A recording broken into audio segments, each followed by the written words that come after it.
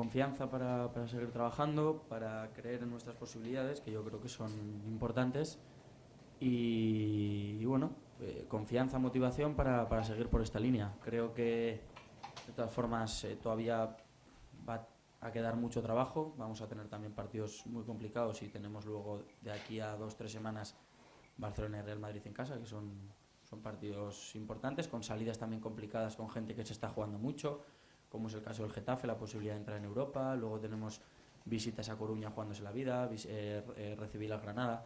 Confianza, pero en ningún caso relajación. Bueno, pues bueno, con un nerviosismo enorme. Creo que el equipo hizo una muy buena primera parte.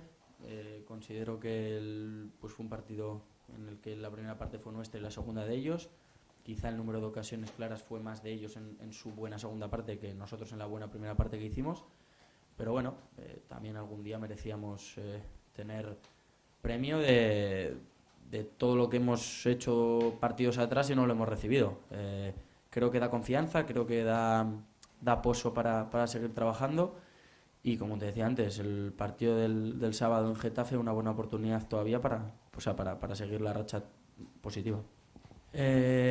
Influye, yo lo he dicho semanas atrás, creo que el equipo juega mucho mejor exigido.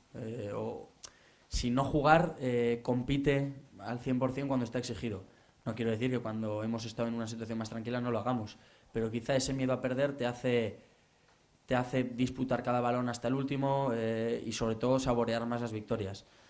Tenemos que ser conscientes de que todavía queda muchísimo camino por delante para librarnos de la situación tan complicada en la que todavía estamos metidos.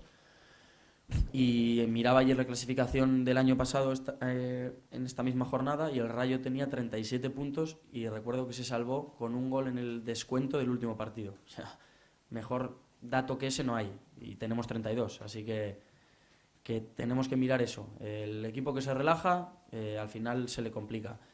Y también el Zaragoza tenía 18 puntos y consiguió salvarse, al igual que ahora el Depor tiene 17. Creo que la pelea por abajo está muy muy viva y nosotros todavía estamos ahí. Tenemos que ser conscientes de que para librarnos de un final de liga agobiante, la primera prueba es el sábado.